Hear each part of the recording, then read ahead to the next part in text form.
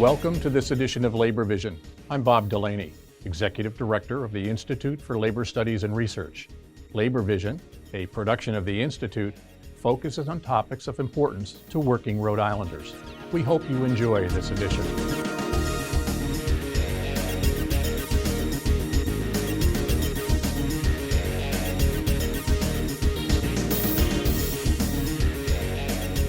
All right, everyone. Thanks for coming out to the Carpenters Union's third annual Tax Day of Action. We call it third annual. We did take 1 year off, but this is the third time we've run this event. It's a day to talk about tax fraud and wage theft, specifically in the construction industry. And it's a beautiful day this year to talk about the terrible issue that plagues our industry and many others. If anyone who was here last year or the year before remembers being here in the pouring rain, so this is definitely an upgrade. We're here today to talk about two pieces of legislation that are being considered in the General Assembly in this building behind us this year. One of those bills is a bill that would make wage theft a felony. It was introduced last year for the first time. It passed through the Senate, as a lot of good labor bills tend to do, and stalled out in the House. This year, we're going to pass it. The other bill we're here to talk about today is up the chain legislation, which is a little more nuanced. It allows enforcement agencies such as the Rhode Island Department of Labor and the Rhode Island Attorney General to go up the chain of subcontractors when a wage theft case is found. So we can enforce those cases up to the next level subcontractor, the next level subcontractor, and then ultimately to the general contractor if it still remains unresolved. So I'm just here to introduce some great people who have been working on this legislation. First, I'd like to introduce Senator Megan Coleman, who is the lead sponsor in the Senate on the UBC's Up the Chain legislation, and was also the Senate sponsor of the UBC's Whistleblower Act expansion bill last year, which was successful, signed by the governor, went into effect in January of this year, so thank you for that work in the Senate on that bill. Even before she was senator, Senator Coleman was a friend of organized labor from her seat on the Pawtucket City Council. She hasn't stopped being there for us, so if I could pass it to you.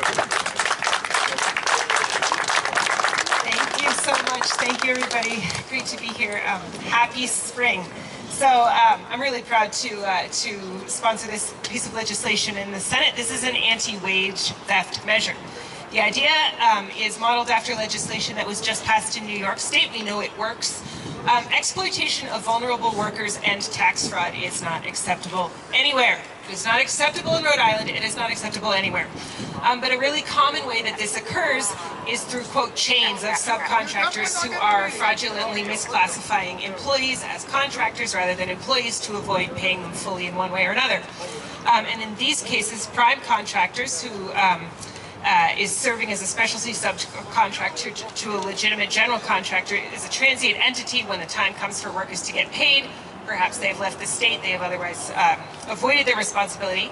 And there are a lot of folks, general contractors, who engage in this either in a premeditated fashion or are negligent when they're getting subcontractors. So this legislation is designed to hold accountable those who make hiring decisions at the top when they engage in premeditated or negligent hiring decisions. It's not intended to be used against contractors who make a mistake on payroll, people who have a legitimate dispute around performance, but it's a crucial step for ensuring fair wages for Rhode Island workers, particularly vulnerable ones.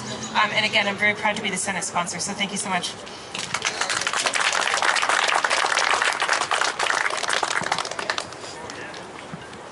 Thank you, Senator. Next up, I'd like to introduce Representative David Morales, who has been to two of our Tax Day of Action events and is one of the lead sponsors of the wage theft, the bill to make wage theft a felony this year, and was the House side champion of the UBC's Whistleblower Act expansion legislation last year. So, Rep, thank you.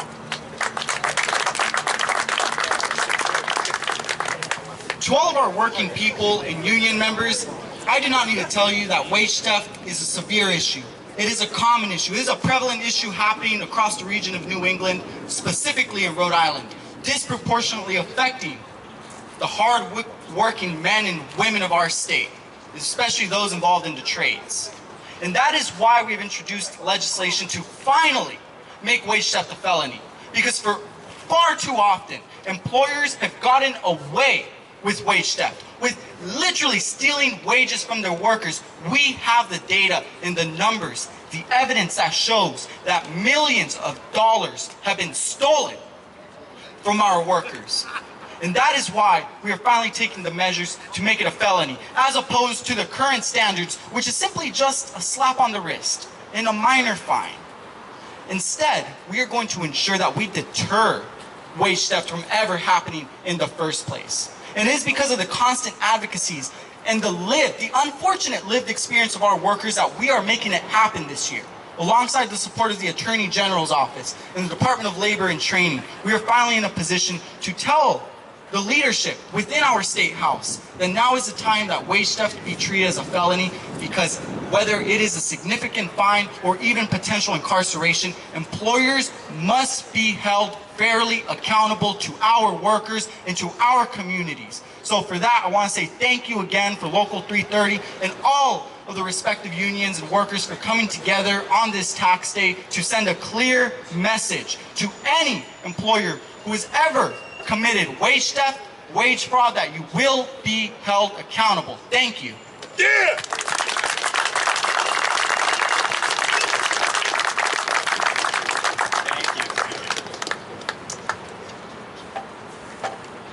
Next, I'd like to introduce General Treasurer Seth Magaziner, who has always used his position as treasurer to create opportunities for working people, specifically for construction workers. He's also always made it a point to shine a spotlight on the revenue our state misses out on when companies commit tax fraud and wage theft. He's also one of our Tax Day of Action All-Stars, having attended all three of the Tax Day events we've had here at the State House. So thank you, Treasurer. Thank you very much, everyone, for coming out. Thank you especially to each and every one of you for building up our state. You make our state strong. You make our middle class strong. We are grateful for you and for all the hard work you put in. All Rhode Islanders deserve to be paid fairly for an honest day's work. And I want to give a special shout out to Local 330. I know we have some folks from IBEW here as well. Unions built the middle class in America and made America strong. That's the case for my family. My grandfather grew up poor, is a child of immigrants up in Worcester, Massachusetts. He got a job as a union steelworker up in Worcester that got him a ticket to the middle class. He was able to build a life for his kids, my mother, that was better than the one he had. She was able to pass it on to me. And that American dream story is a story that used to be very common in this country. But unfortunately, there are people trying to undercut that American dream for people who are just trying to make an honest day work. And wage theft is wrong on a number of different levels. It is wrong to the workers who are underpaid and don't have access to the benefits and the compensation that they justly deserve. It is wrong to the other companies that do the right thing and are penalized for doing the right thing when their competitors are cheating. And it hurts all of us because when workers are misclassified, it means that taxes are not being paid at the state and federal level by the employers the way that they should be. That underfunds Social Security, it underfunds Medicaid, it underfunds workers' compensation, and these benefit programs that we all benefit from. So we need tougher penalties for wage theft. We need funding for investigations and to prosecute those who commit this wrongdoing, because it hurts workers, it hurts the honest companies that are trying to do the right thing, and it hurts all of us by underfunding these critical government programs. So I want to thank everyone at Local 330 for shining a light on this issue, for advocating. We got halfway there last time with passage through the Senate. I do believe that this is the year where we can get this bill across the finish line. I want to thank all of you for being a part of this, and I especially want to thank the working men and women of Rhode Island who are represented here for making our state stronger. Thank you, guys. We value you very much. Thank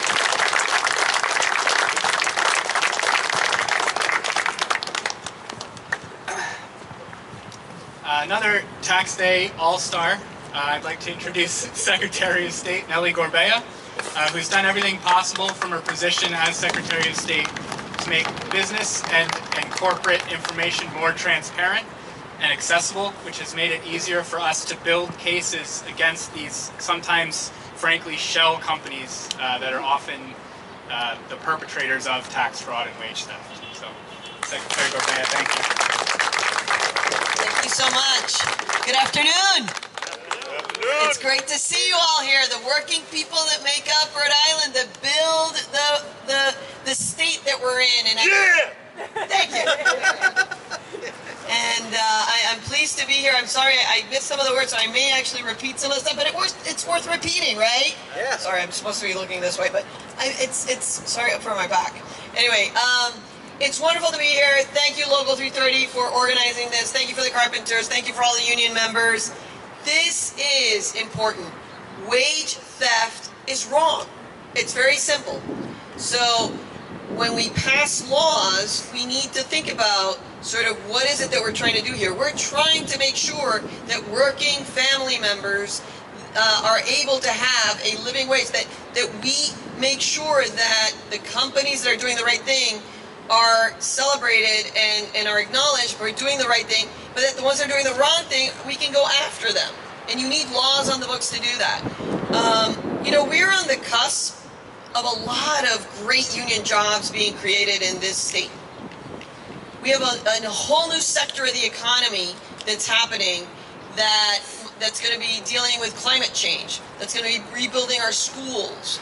All of that needs to happen, and we need to make sure that wage theft is not a part of this, because there's going to be a lot of public dollars going into this economy, because we're going to be able to have a great multiplier effect, but that's only going to really have its impact if we're able to prevent wage theft. And so I want to give the carpenters, of course, a real big shout out, along with my wonderful colleague, Attorney General Peter Nerona. It's always great to be here with you also, Treasurer Seth Magaziner, Representative Brandon Potter. I also see Rep David Morales. En la unión está la fuerza, ¿no? That's in union there is strength, and we can get this done. We're going to get it done this year. This is when it's going to happen.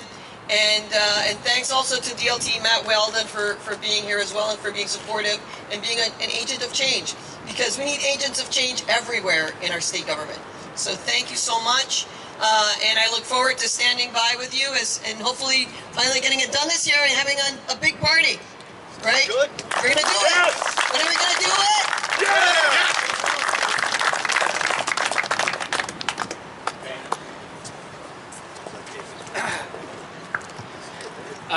Yeah! So this year I'm happy to introduce Patrick Crowley, Secretary-Treasurer of the Rhode Island AFL-CIO, which has put a great deal of resources into making sure that the bill to make wage theft a felony passes this year in Rhode Island.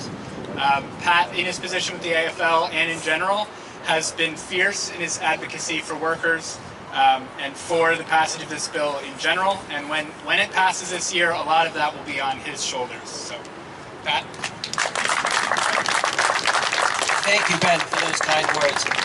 Brothers and sisters, let me just share with you some news. The rat contractors of this state must be hearing the footsteps behind them, because they are pulling out all the stops. And if you could hear some of the things that they're saying, but they're like, just like a rat. They're not saying it out loud. They're whispering in people's ears. They're kind of scurrying around in the hallways, trying to get people's attention, because they know that if they come out publicly, they know if they come out in the light of day, they're going to be exposed for the lying frauds that they are. So they sneak around in the dark corners where the money does the talking, and the baloney that they're trying to get across, no one's going to really pay attention to it. But that's why today, and that's why with the people that are here right now, and the work that folks that work for the Carpenters Union, like Ben and Dennis and Billy and Ernie, every single day they are working behind the scenes to make sure those rats know that the mousetraps are right behind them. Because guess what? The Secretary of State is right. This is the year we pass this bill. This is the year it gets over the finish line. If you could have heard the passion in the voice of the Attorney General of Rhode Island last night, it was a sight to behold. If you could have heard how the Director of Labor and Training, now these aren't lightweights, guys. You know, these are the big heavy hitters. They're on our side on this issue. And they know that by standing with the working class of this state, by standing with the members of the Carpenters Union, that's how this is going to get done. And the rats are never going to get their cheese. The rats are always going to scurry away until there's something else that they're going to have to work against us on. But it doesn't matter. It doesn't matter because we're going to win. We're going to win today. We're going to win this year. We're going to win next year. And the rats will never beat us. Thank you very much. Thank you for the Carpenters for having me. Solidarity forever. Let's get this done. Yeah! That's all right! Yeah!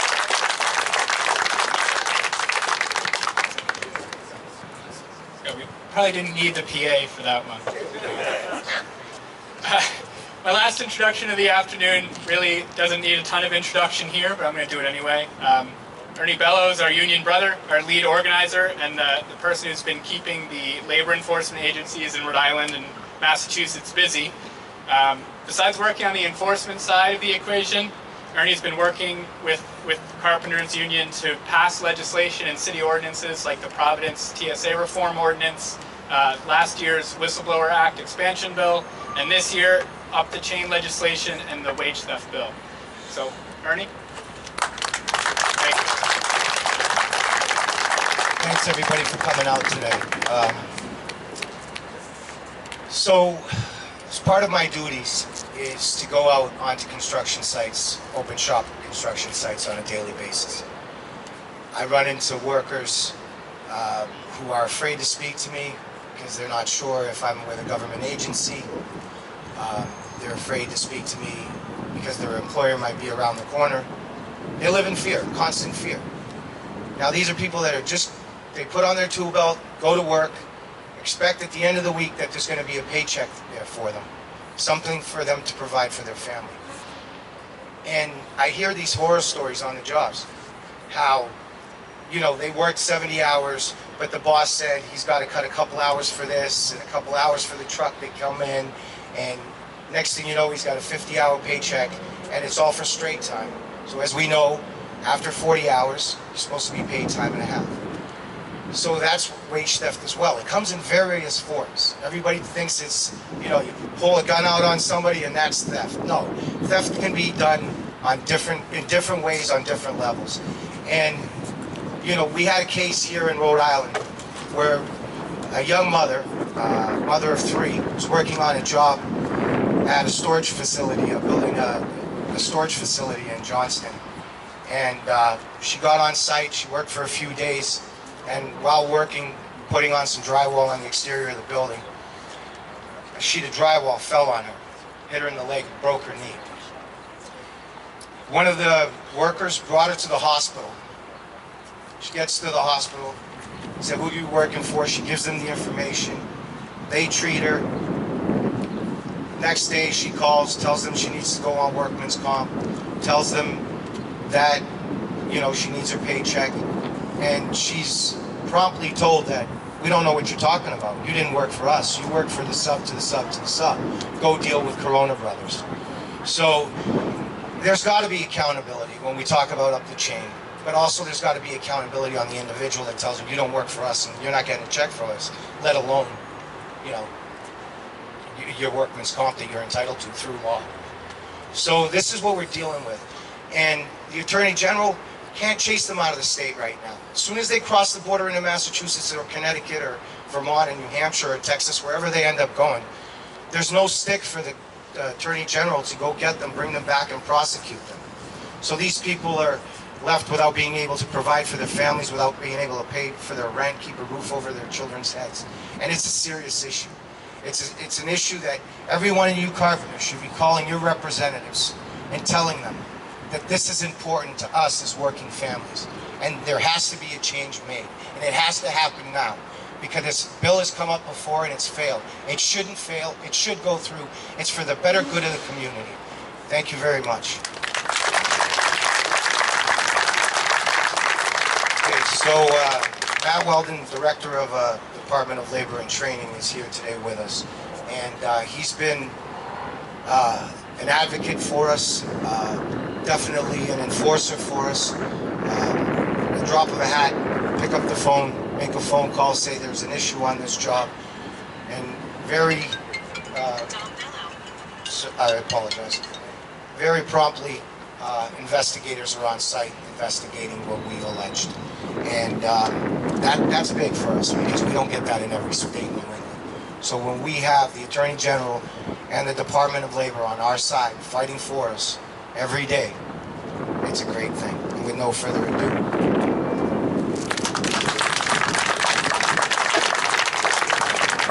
Thank you so much. It's good to be here. I'm very comfortable in this building. I began my career here, and I'm very comfortable with my friends. And I even look like some of you. So, in all seriousness, this is a basic issue of fairness, right? It's not that hard to understand. It's fairness. I teach my kids, I got 3 kids, I teach them right from wrong. It's not right to steal from someone else.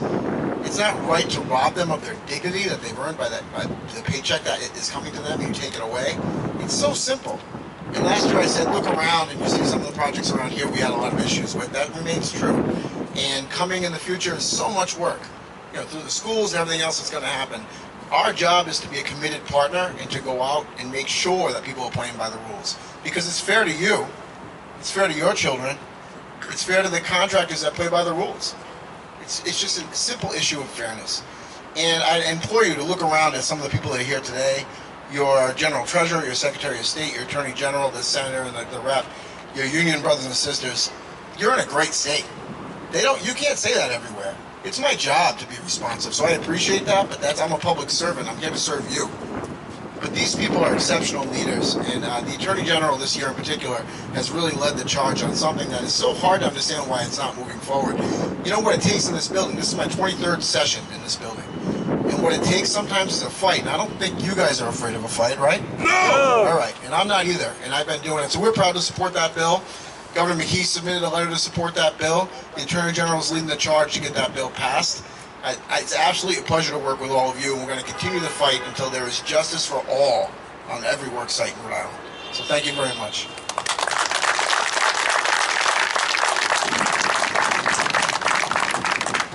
So, which brings me to Rhode Island Attorney General. He has been a general, and every sense of the word for us. Every sense of the word.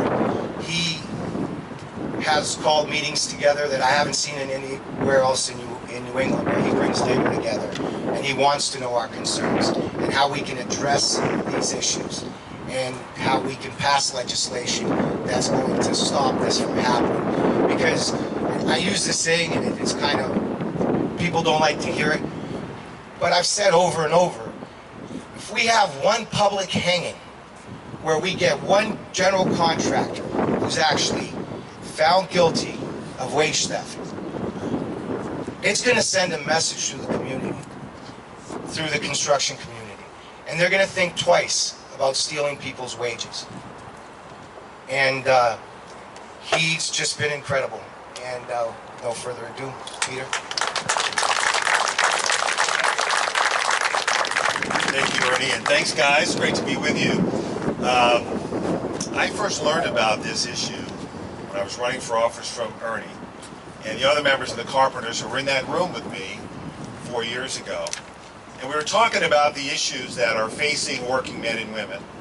And when I was told about wage theft, because as a federal prosecutor and before as a state prosecutor, I hadn't done a lot of those cases personally, I was astounded, A, the extent of the problem, but B, the lack of the tools to be able to address it.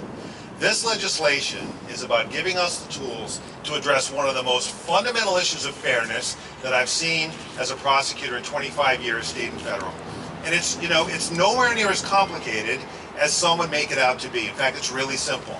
It comes down to this, that I can literally steal anything. I can steal this podium if it's worth over $1,500, and since it was built by the Carpenters, I know that it is. I can steal some of this camera equipment, and if it's worth over $1,500, it's a felony.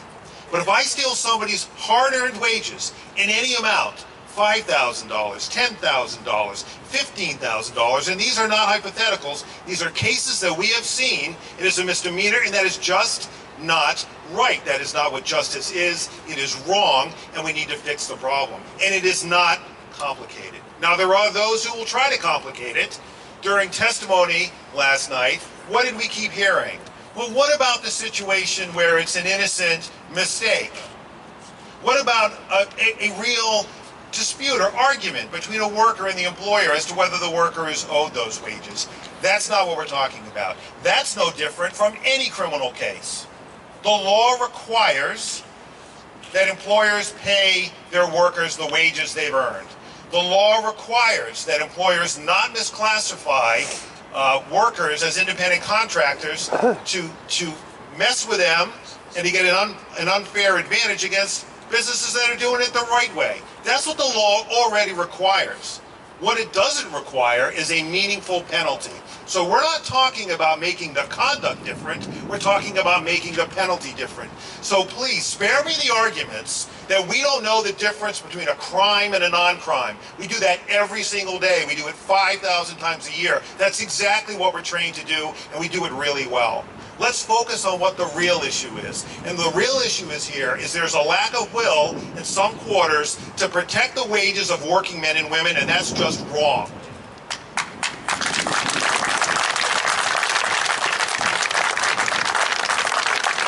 So let's fix it. The time is now. Let's collectively, together, get this done. We've got tremendous momentum. As Pat pointed out, we can do this. Let's do it together. Let's get it done.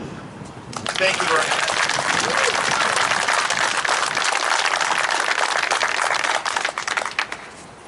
Well, thank you everybody for coming out. We really appreciate it.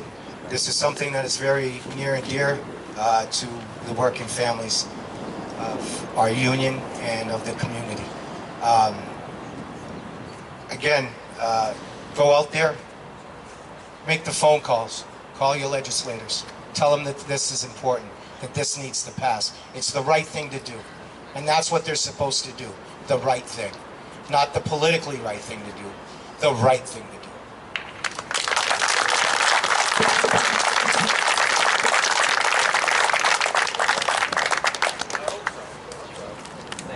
Thank you for joining us for this edition of Labor Vision. We appreciate your input and encourage your comments. Labor Vision can be seen on this channel 3 times each week: Tuesday at 7 p.m., Thursday at 8 p.m., and Saturday at 5 p.m.